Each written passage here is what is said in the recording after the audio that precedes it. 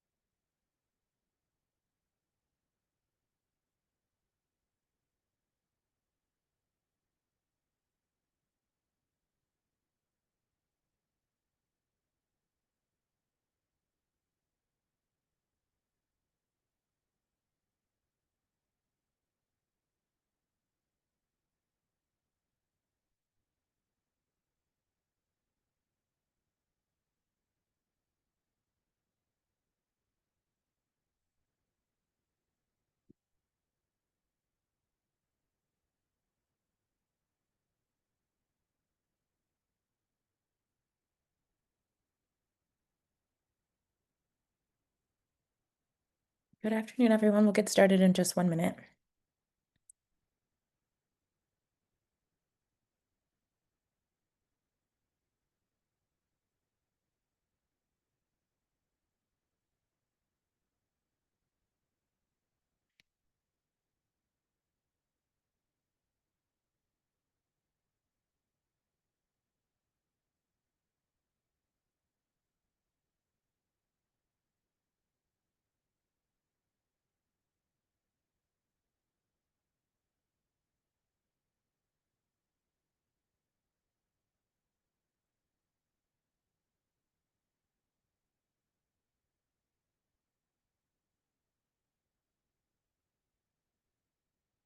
Okay, well, while folks are still making their way in, I'm happy to get us started. Hi, everyone. Good afternoon, and welcome to today's national webinar. I'm Christina Benjamin, here on behalf of AEO. And welcome to From Access to Ownership, Building a Disability Inclusive Future for Small Business, part of AEO's Equity and Opportunity for All series. We're so glad that you're joining us for this critical conversation in the celebration of Disability Pride Month, a time to recognize the leadership, innovation, and economic contribution of people with disabilities and recommit ourselves to building a more inclusive economy for all. Today's webinar, we bring together new national data and powerful voices to spotlight the scale, impact, and untapped potential of disability-owned businesses. We'll also explore what it takes to break down the structural barriers that entrepreneurs with disabilities continue to face, from accessing capital and procurement opportunities to building inclusive and accessible systems of support. At AEO, we believe in the power of entrepreneurship and we believe that the power in entrepreneurship to drive equity, and we know that advancing disability inclusion is essential to achieving that vision. Before we dive in, just a few quick housekeeping items. Today's session is being recorded, and we'll share the recording with all registered attendees after the event. Please use the Q&A feature at the bottom of your screen to submit questions, and we'll do our best to follow up afterward. We'll also be dropping helpful links in the chat throughout the event, including AEO's newly released 2025 Disability-Owned Business Fact Sheet, which provides fresh insights in the current landscape and opportunities ahead. And now, to set the stage for today's conversation, I'm pleased to introduce my colleague, Lori Smith, Senior Research Advisor at AEO, who will walk us through key findings and from our latest research. Over to you, Lori. Great. Good afternoon, everyone, and thank you so much, Christina. I'm Lori Smith, and I'm honored to be here with you all today. In this presentation, I'll highlight some of the key contributions and unique challenges faced by business owners with disabilities. We also have a lot of really rich ground to cover in the panel discussion, so I'm just going to set the stage with some context. But first, you can find more data in our recently released fact sheet shown here. And for additional insights, please visit our research website at research.aeoworks.org. We're actively working to improve the accessibility and usability of the site. So also if you run into any issues or if you have suggestions, we would love to hear from you. And if you're interested in digging deeper into any of the data or the findings that we will share today, please reach out to us. We would love to chat. And you can contact us directly at research@aeoworks.org.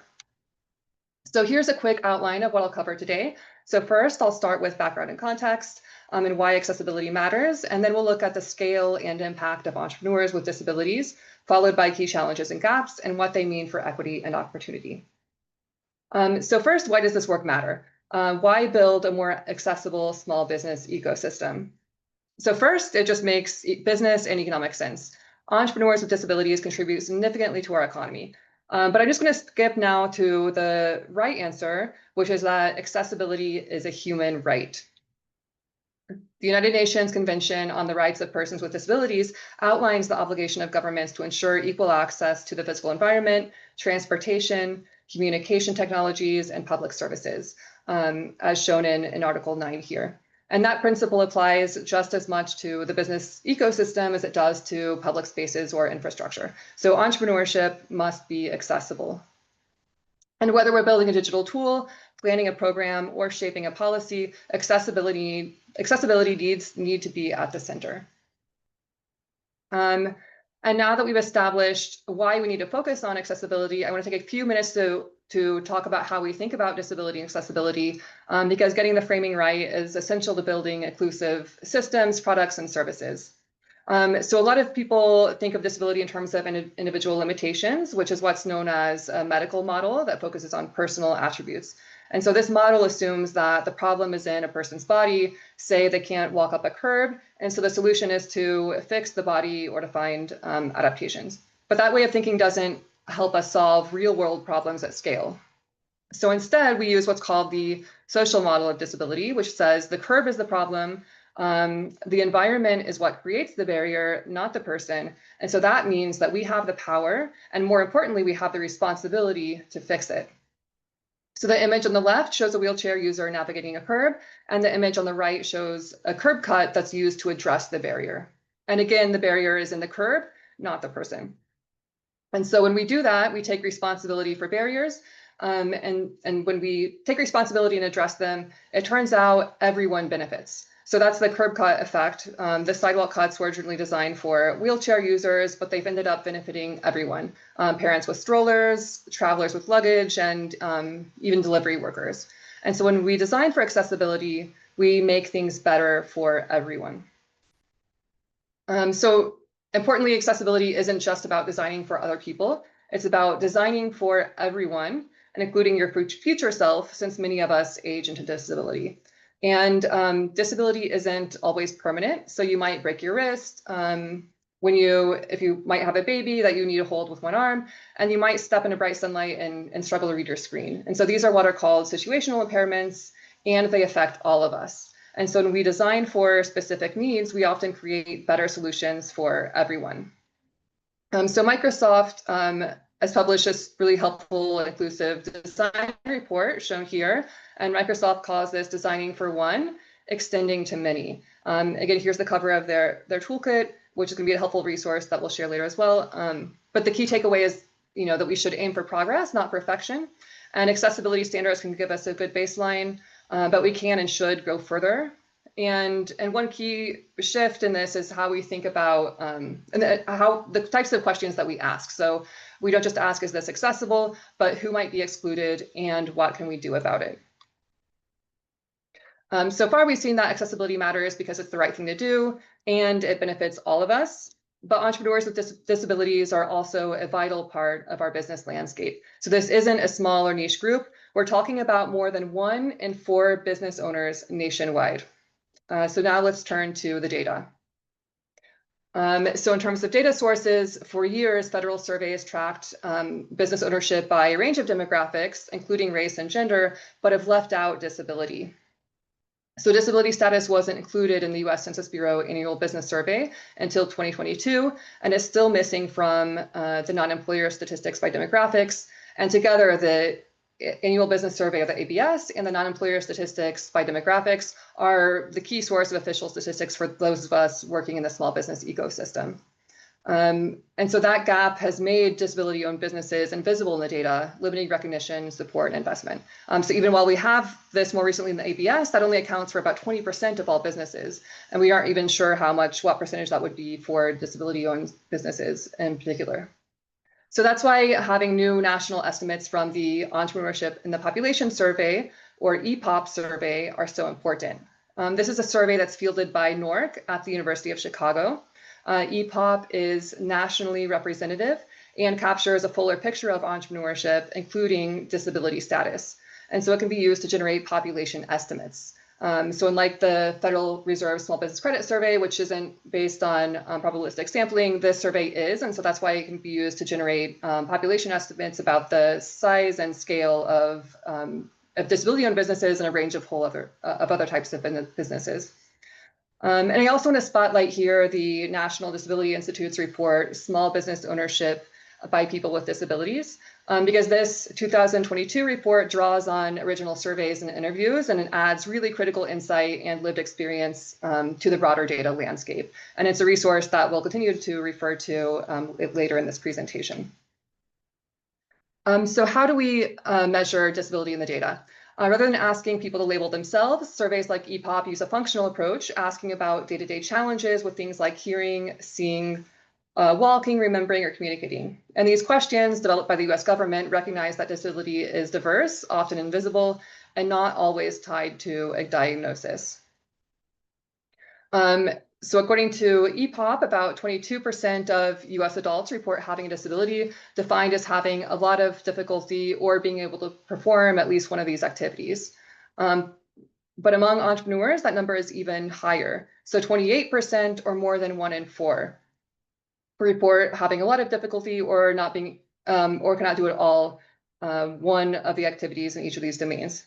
And the bar graph here shows the most commonly reported challenges for entrepreneurs. So among entrepreneurs, the top responses included difficulty hearing or walking, both at 15%, followed by difficulty seeing at 14%, concentrating or doing errands at 13%, and washing or dressing at 10%, and communicating or speaking at 9%. And it's also common to report challenges across multiple domains. These are not exclusive categories. And so when we look at those who report they cannot do one or more of these activities at all, we're still talking about 8% of all entrepreneurs, or roughly 2.6 million people. So however we slice this is a really significant group, and ensure entrepreneurs with disabilities are diverse and a large part of the business community. And if we're serious about inclusion, we really need to start by seeing and understanding who's really there in the data.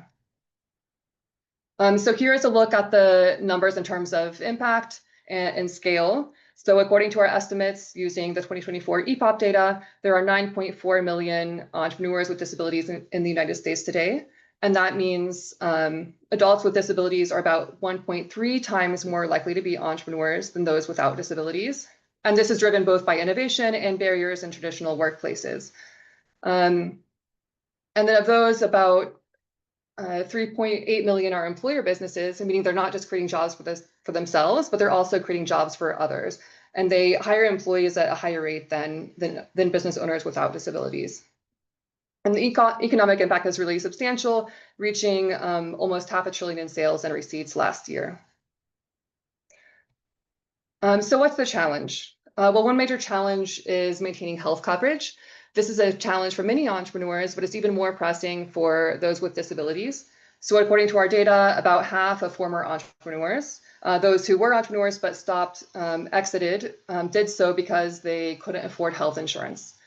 So that jumps to 59% among entrepreneurs with disabilities and 80% among those with more severe functional limitations, or those who had reported that they cannot do it all, one of the activities shown previously. So Why is health insurance such a decisive issue? Well, research from the National Disability Institute gives us insight. That report I showed previously shows that people with disabilities often have higher healthcare needs and costs, making continuous coverage essential. But entrepreneurship can put that coverage at risk. So many rely on Medicaid or Medicare, programs that are tied to income or benefit status. So even modest business income can trigger the loss of vital health benefits. And meanwhile, private insurance is often out of reach, and most entrepreneurs don't have access to group plans. So this puts people in an impossible position, choosing between their health and their business. And another major challenge is accessing support, something that's essential to building and sustaining a business. Our data show that 76% of entrepreneurs with disabilities report challenges accessing support, including navigating resources like small business development centers. And this isn't just about individual effort, it reflects systemic barriers. So as the National Disability Institute has pointed out, many business development programs weren't designed with accessibility in mind, from physical spaces to digital platforms and outreach strategies. So as we continue this research, we need to work on building more inclusive pathways to mentorship, technical assistance, and community, because as we know, no one should have to build a business alone. And then what's at stake is also economic. It's not just about individual entrepreneurs, but also our entire economy. So if we were able to close the revenue gap with between disability-owned businesses and those without disabilities, we could add an additional 776 billion to the national economy.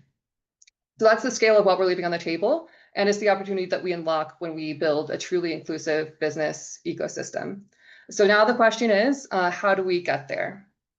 And to help us explore that, I'm thrilled to turn it over to our esteemed panel, a group of incredible leaders, entrepreneurs, and advocates. So it's my pleasure to introduce our panel moderator, Thomas Foley, who will guide us through this important discussion.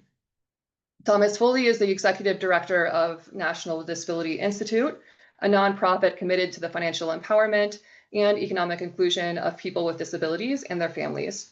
Trained as a tax lawyer and financial planner, Thomas Foley has more than 30 years experience serving the disability community by working toward greater economic inclusion.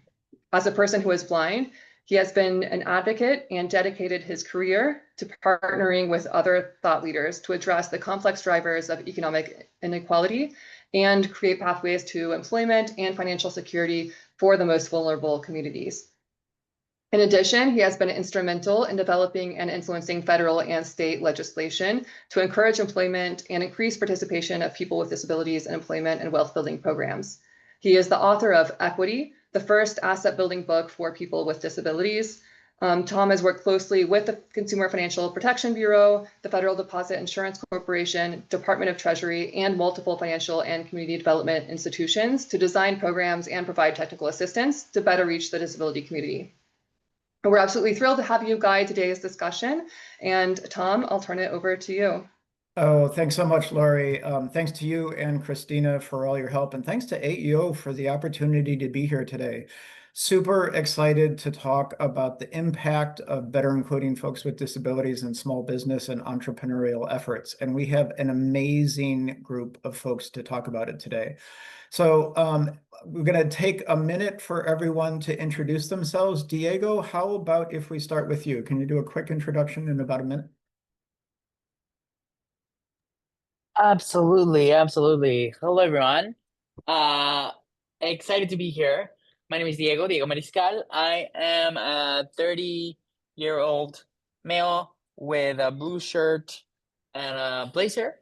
And I am the founder and CEO of Together International, which is the largest accelerator for founders with disabilities. We'll get into it, but really it stems from my own personal experience as a founder with CP. I often say that entrepreneurship saved me from unemployment, and so now I'm trying to pass that along to many other people. Thank you for having me. Thanks, Diego. Patrick. Well, greetings, everyone. I'm excited to be here. I can hardly wait to get started. I am the founder of Business Beyond the Battlefield Conference. It is a 3-day business development experience for the military-connected entrepreneur ecosystem. I am the 3-time recipient of the SBA's Veterans Business Champion of the Year Award, as well as the 2025 Small Business Administration Veterans Business Outreach Center of Excellence Senior Director. Great. Thank you, Patrick. And sticking with my alphabetical nature, Rebecca. Hi, thank you for having me on this panel today. I'm very excited to discuss this and help people receive very important resources to help them get access to this funding, this type of funding source, and help with entrepreneurship. I am the owner and CEO of Alamo Assistive Technology. We provide speech generating devices for people with disabilities affecting their communication, and that could range from touch devices for people maybe experiencing issues with their speech, or we can help patients with ALS or other debilitating conditions with eye gaze devices. And that's the type of access method that we assist people with. Great. Thanks, Rebecca. And last and certainly not least, Rosemarie. Thank you. I am so happy to be here amongst incredible colleagues. Like, I'm just very, very happy to be here. I am an organizational culture consultant. I'm a leadership coach, and I really focus on helping teams navigate change, burnout, and culture repair. But I'm also the founder of A Life Well Loved, which is a learning platform where we are disabled professionals who offer tools to help people navigate the human experience that impact our well-being, that impact how we lead, and that impact the workplace culture. Thanks for having me. Great. Thank you so much. And thanks to all of you for being here today. Well, let's jump right in. Diego, I'm gonna hit you up first with this question. We often talk about barriers and opportunities. What can you identify a barrier and an opportunity specifically for people with disabilities who are entrepreneurs that you'd like to highlight? Yeah, so I'll speak from my own experience. So I grew, as I mentioned in my introduction, I have cerebral palsy. I grew up in Monterrey, Mexico by accident. My parents were shopping and I was born in the US by accident. And growing up in Mexico, obviously we didn't have infrastructure like the ADA, the IDEA, and all these pieces of legislation. And so I thought when I came to the US for college, oh, all my problems will be solved, right? There is legislation that prevents discrimination from disabled people. Lo and behold, many of the discrimination that I experienced in Mexico was also very much prevalent here in the States. And that is because the biggest barrier for disabled people is not actually the infrastructural barriers, but the attitudinal barriers that people with disabilities experience. And that is reflected by the fact that disabled people face one of the highest levels of unemployment. And that has continued to maintain the same. It dropped a little during COVID, but it's continued to stay the same even 35 years after the ADA. With that, though, that I would still claim as the biggest challenge, right? Representation or low expectations of disabled people.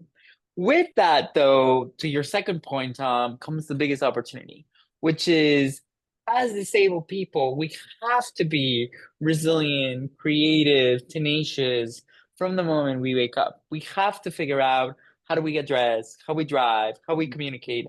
And that is inherently an entrepreneurship skill. And so what we do, which I'll get into it more, but it's focus on how do you harness that skill? How do you harness the skills that you developed as a person with a disability and use them as a competitive advantage for your business? So it's both a challenge and an opportunity at the same time. And what I hope this conversation drives home is that we can use that challenge as the greatest opportunity. Great. Thanks, Diego. Rosemarie, want to ask you the same question, barriers and opportunities. Yes. I think, one major barrier that we face is this assumption that disability has to be seen in order for it to be believed. So in my case, my disabilities you can't necessarily see in the day-to-day. And oftentimes I would hide that as much as I possibly could in order to be able to function at work. And so I live with endometriosis, I have primary immunodeficiency and multiple other chronic illnesses that impact my day-to-day. And so when people say things like, but you don't look sick, or but you've accomplished so much, things like that, that's actually communicating to us that you don't look like you're struggling enough for it to count, essentially. And yet it does. We're human at the end of the day. And that's ableism. And so that shows up in the resources that are distributed, that shows up in how our credibility is measured, as far as the visibility aspect, and who gets access to support too. And so the real opportunity, I think, is really designing ecosystems that don't make that assumption, that are helping us reconnect as human, and support disabled entrepreneurs. Because if we build something for disabled entrepreneurs, we're actually building something for everyone. Absolutely. Thanks for highlighting that. Rebecca, your thoughts? I think those are all great points. I also think that access is a huge barrier, depending on the disability that they're dealing with. For instance, with Alamo Assistive Technology, we work with individuals of all ages that have disabilities that affect their communication. And I see firsthand that when we give them the right tools and supports, their abilities flourish. We have a gentleman that received his PhD on an eye gaze device. Another woman was running her wine business. So if we give them the right tools, they can succeed. That's why DEI is so important. If you have a building where everybody's supposed to convene to get access to resources, but there's not a ramp, an elevator, then the person in the wheelchair can't access it, much like Lori was talking about in her points. Also, because of the biases that Diego was talking about, a lot of underreporting goes, it happens. So especially we have 1% of the population is military, and most of them end up leaving with a disability rating, but they fail to report because of the stigma. Like Rosemary talked about, if it's an invisible illness, PTSD. So just letting them know that the programs are out there to help them gain access, that they're seen, that they're included, and just knowing that sometimes that can take some time because programs can be slow, complex, or exclusionary. So starting that narrative can help break down the barriers to that access. That's great. Thanks, Rebecca. And speaking of the narrative and veterans, Patrick, you work with veterans all the time. Your thoughts on changing that narrative? Absolutely. I agree with what everyone said, and I want to target what Rebecca said about veterans in particular and the narrative. If you go back to World War II, 50% of those servicemen and women coming out of the military started a business. These were leaders with problem-solving skills, analytical skills, and all other types of skills that they developed while wearing a uniform, that came back to the U.S. soil and looked around and said, oh, I see a problem. I know how to fix it. And they started a business. And they looked to the left and they said, oh, I see a problem. I know how to fix it. And they started a business. And we celebrated those folks coming back from World War II. The infrastructure and the benefits were all designed to help veterans get their businesses up and running. If we fast forward to Vietnam War, now the story changed a bit. Following the Vietnam War, folks would come back from the military and they were being spat on because they were being looked at as individuals who were baby killers or criminals in some other way, shape, and form across the board. And the benefits and all of the ecosystem and structure that stopped supporting veterans in that respect. As respectful individuals, as individuals with capacity. Now, fast forward again, We come to 9/11, and 9/11, now everybody looks and sees a veteran out there and they think that they all have PTSD or traumatic brain injury or some other invisible wound of war, or for that matter, some physical wound of war. And the reality is what we have is not who we are. I have an 80% VA disability rating, but I am not a disabled individual, and so forth. And part of changing this narrative, the onus is on us to communicate our capacity before we begin to communicate our incapacity. The disabled community has a tendency, particularly in the veteran community, to introduce themselves with their incapacity. I get phone calls and emails on a day-to-day basis. And all of those phone calls and emails that come in, they all start with, "Hi, I'm a 100% disabled veteran and I need, or I want, or I would like, or can you," whatever question is, they go on with the rest of the conversation. The same thing with an email. It introduces, "My name is so-and-so. I am an 80% disabled veteran." That's always the first sentence in every email and every phone call I get. So I think to change the narrative, what we have to do is we have to begin by leading the conversation with our capacity and not our incapacity. Imagine what it would be like to go to, say, for example, a Chick-fil-A restaurant. And outside the Chick-fil-A restaurant, there's a marquee. And then they also advertise on the window of the Chick-fil-A restaurant. And as you approach this Chick-fil-A restaurant, the marquee says, "We don't sell hamburgers." That's how they lead. That's how they introduce themselves. And on the window, it says, "We don't sell hot dogs." And that's what it says on the window. And then when you go inside and you're standing in front of the first person at the register, they walk up to you and they greet you and they say, we don't sell onion rings." And that's how they lead the conversation. That's what we tend to do in the disability community. We tend to lead the conversation with our incapacity instead with our capacity. So I'll close by just saying, changing a narrative has to begin with us, rather than looking for advocates outside of us to speak on our behalf and talk about the changes and the things that we need out there in the world, in the small business world. We need to change the narrative and begin to speak for ourselves by introducing ourselves based upon our capacity versus our incapacity. Thanks, Patrick. That's great. So, when we're talking about small business and entrepreneurship, the topic of accessing capital is always one of the first things entrepreneurs think about. And for folks with disabilities, that can be even more complicated because of the disability and disability benefits. Patrick, I'm going to turn to you. You've been working with veterans for quite some time. Access to capital, your thoughts? And you're right. Access to capital, there's two sides to it. First of all, we as the entrepreneur, the business owner, we have to understand what the access to capital process is. And oftentimes we don't, right? So we have to make sure that we understand that everyone who gives you money, they give you money because you solve a problem. An investor gives you money because they have a problem. They have this wad of money and they want to see a return on this money. So they will invest in you and give you money because you solve their problem. You give them something, you give them a way to make money with their money.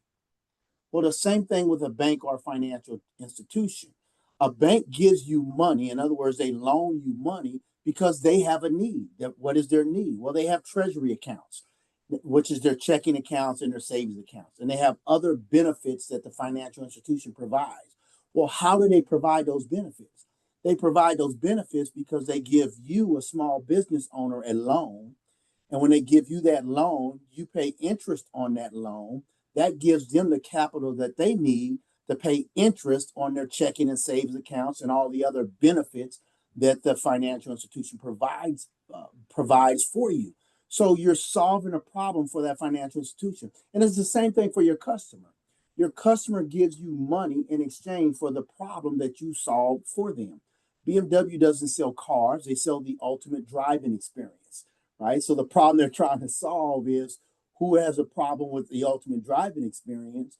If you give me your money, I promise you will have the ultimate driving experience. That's their value proposition.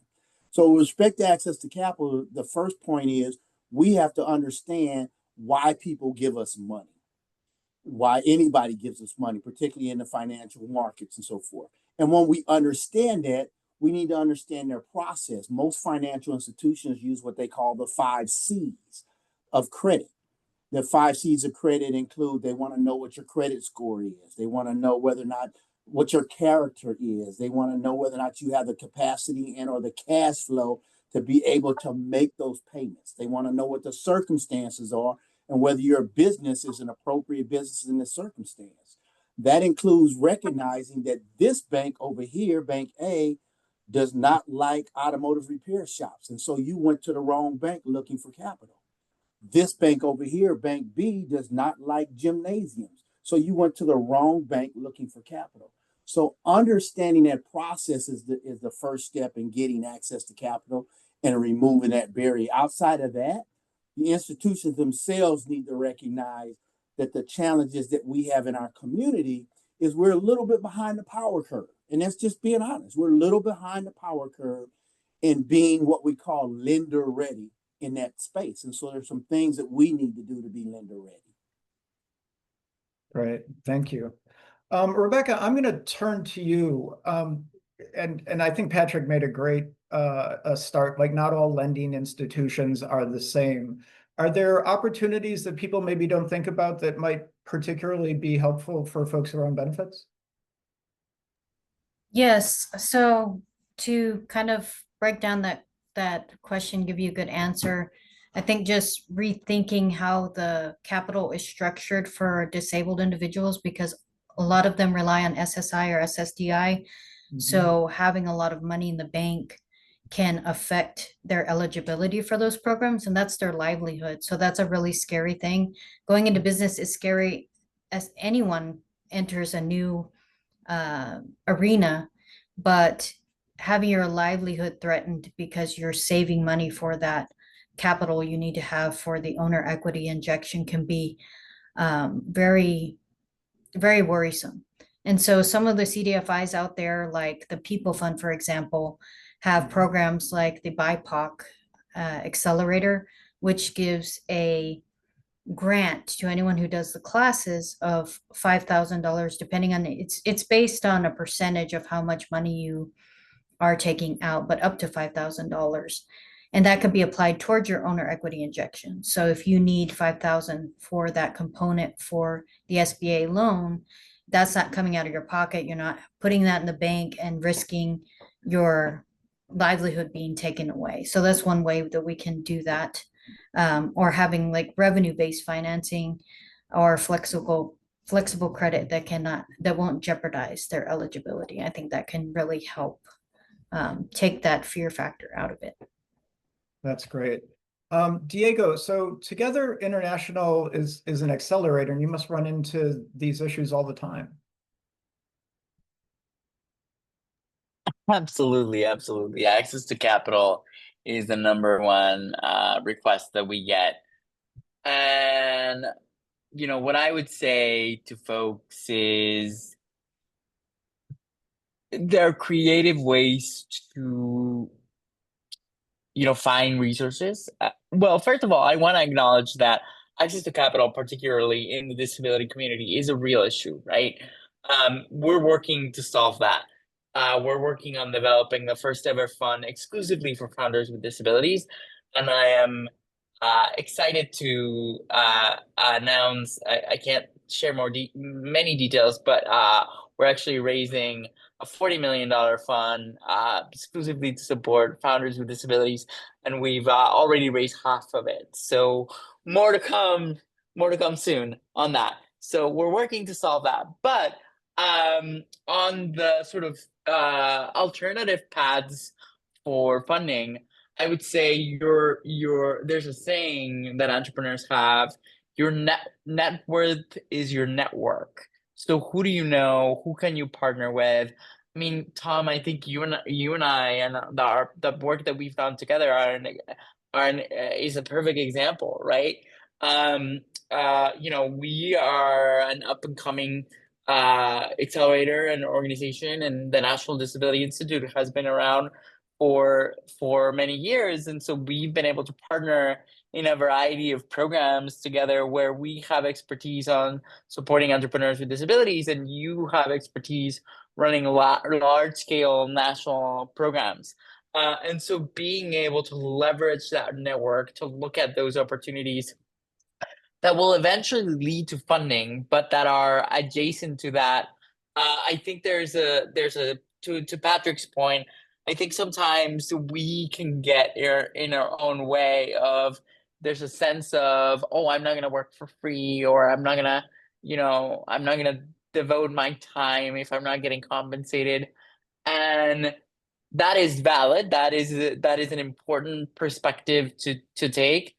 And there's also a perspective of the long run, the partnership building that takes time and resources to get creative, right? In the absence of capital that we've all been talking about. No, thanks for that. And that sort of leads nicely into our next topic, sort of community and ecosystem building. Rosemary, I'm going to start with you, but how important is it for folks with disabilities to have spaces where they get to see people like themselves, whether that's an accelerator or an internship program or a mentoring program? Can you speak to that?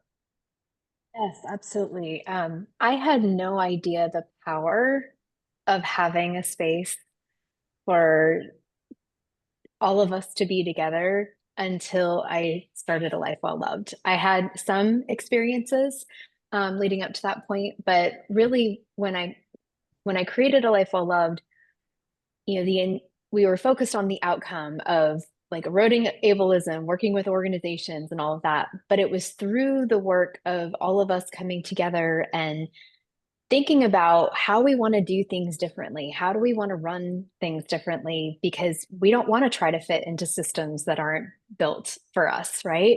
And so we started asking questions like, what does real support look like when your health or capacity fluctuates? What does that actually look like as colleagues? What kind of leadership models can really account for our lived reality, not just the performance and aspect. And, it's been incredibly impactful. And every single time I meet with our instructors, they always bring up how beautiful it is to be seen.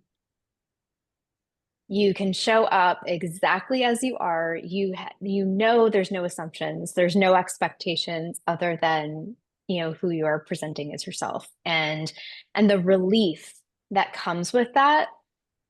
The outcome is just absolutely incredible. Stronger strategy, you have belonging, you have the creativity that comes out of that when we're all able to work together and we all have that shared understanding. Being all disabled,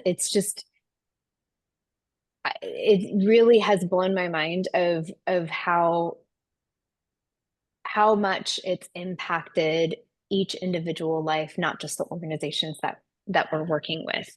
And so when I look at the past couple of years and how this is, has morphed into this incredible collective, really, of disabled people, it's not just about belonging, it's also about strategy. And, if you're centering disability, you have better design, you have better leadership, and really we have a much stronger entrepreneurial ecosystem as well when you have spaces where we can just show up exactly as we are. That's great. And Diego, to you, Rosemary kept using the word belonging, and I think that's so important. And, particularly speak a little bit to the belonging and how that flips the narrative and how you do that at Together International. Yeah, so belonging is, I think, a really critical point of success. There's a saying, it takes a village to raise a child, right? Imagine how much it takes to raise a business, right? So it's a whole ecosystem.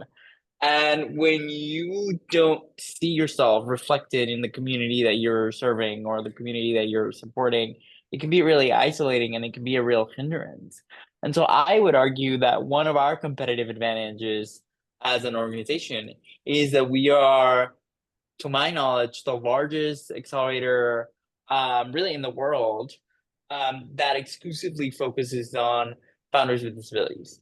And that is unique because they come together and they don't have, I mean, the fact that on our interviews, we ask, hey, are there any accommodate off the bat? Are there any accommodations that we need to consider in order to make this process more efficient and effective for you? It completely breaks down the barrier and the anxiety of how do I show up as a disabled person? And oftentimes we hear that, yes, the mentorship, the support, the connections were great. The number one asset of our program is connecting with other founders that are going through a similar experience. And so talk about the power of belonging, not just from a community standpoint, but from an economic driver standpoint. Yeah. So that's our secret sauce. And we're giving you all our secrets here, but No, that's great. And Patrick, talking about like being connected, working with veterans, obviously they all share an experience. Can you talk a little bit about how that works in the veterans entrepreneur space? Yeah, it's interesting that the veterans themselves are a community in and of itself, and they call it their tribe, as a matter of fact. So think about it, most folks when they join the military, they join directly from high school. So they come out of their parents' household under the tutelage of their parents, and now their new parent is Uncle Sam. And so they develop this community, and they spend anywhere from 3 years, maybe on the low end, to 30 plus years on the top end in this community, interacting and engaging with one another. And when they transition out of the military, they don't really become civilians. They become veterans. And the civilian and the veteran are two different animals, suffice it to say, but they become a veteran. And that because of their shared experiences, the shared experience of going through the same type of things in boot camps, the same things, whether they were in battle or not, it doesn't really matter. The fact that they've worn the uniform and they've had the same training experiences and the same types of command structures and the same type of command experience, the same type of leadership experiences across the board, it builds that community. And with that said, there's an automatic trust that's built into that community. So going back to, I think Rosemarie said it earlier, or I think it was Rosemarie, but disabled people hire disabled people. In other words, veterans hire veterans, right? Disability or no disability. Yep. Veterans hire veterans. And the fact of the matter is that data clearly shows that right now veterans own about a little over 5% of all U.S. small businesses. I just got the data for Texas, and they own 5.6% of all the small businesses in Texas. They hire more than 4 million employees worldwide. They pay more than $192 billion in annual wages, and they generate more than $963 billion in revenue in these veteran-owned businesses.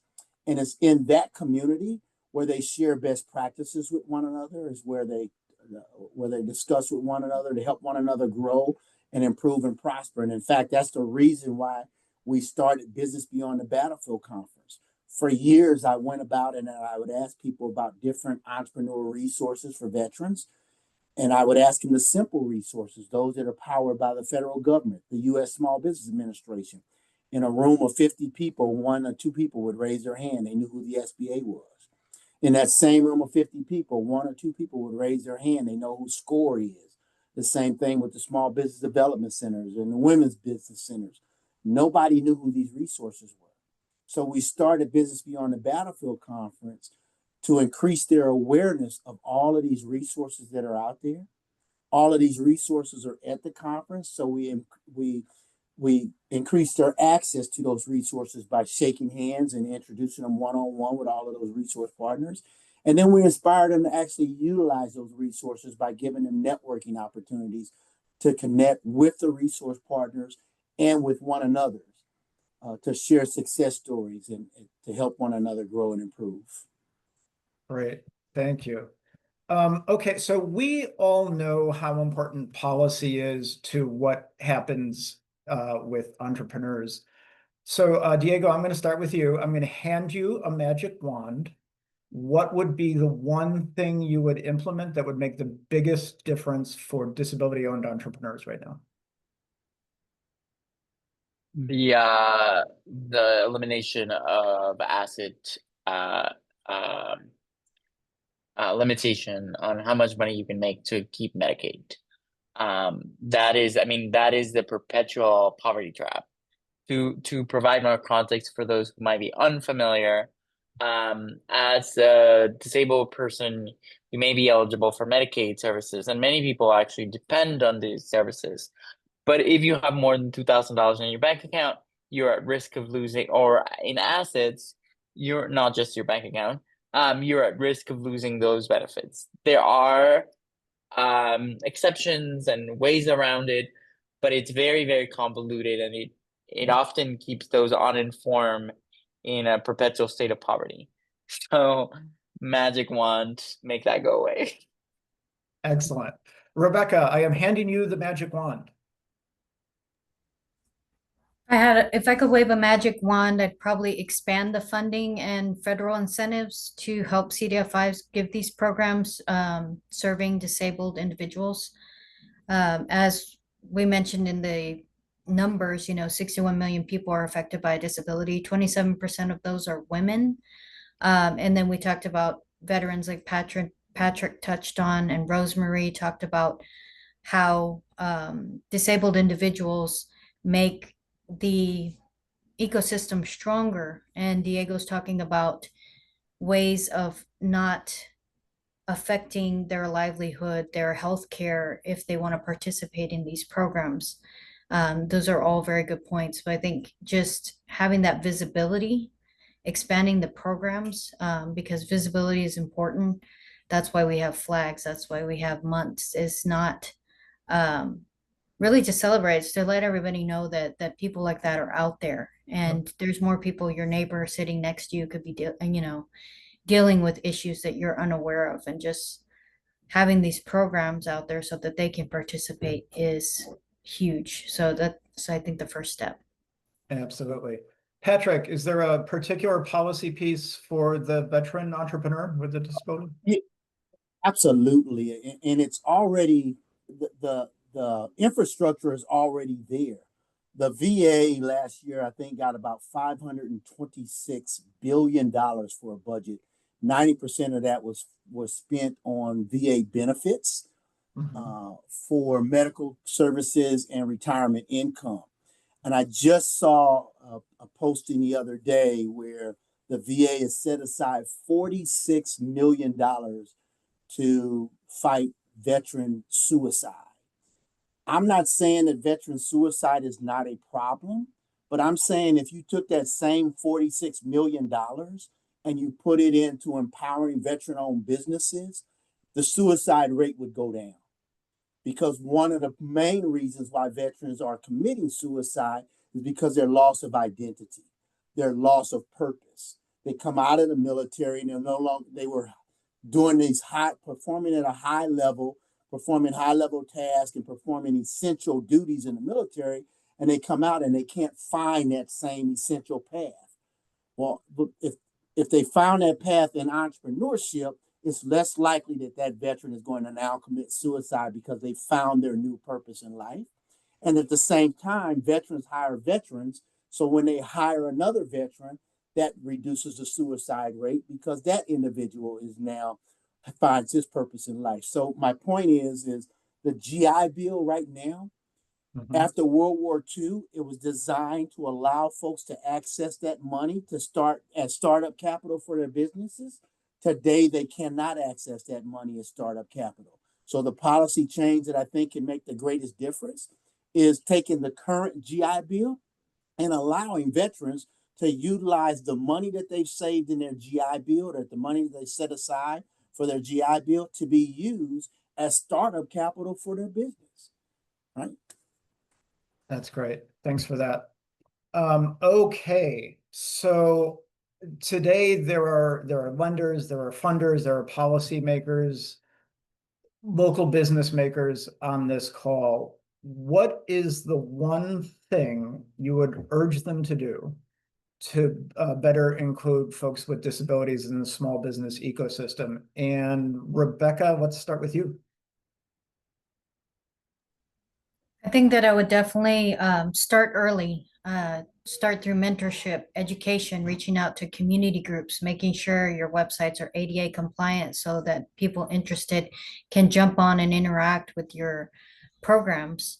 If we let people know from a young age, even if they're dealing with a disability, that their pathway doesn't have to be, um, you know, an limiting access, that they have a pathway to entrepreneurship, so that they can start their ideas and move forward. That, you know, like Diego mentioned, people being unemployed in the disabled community, they have so many ideas that have translated into the programs and things that we love. You like to use your voice to text, that was created for someone with a disability.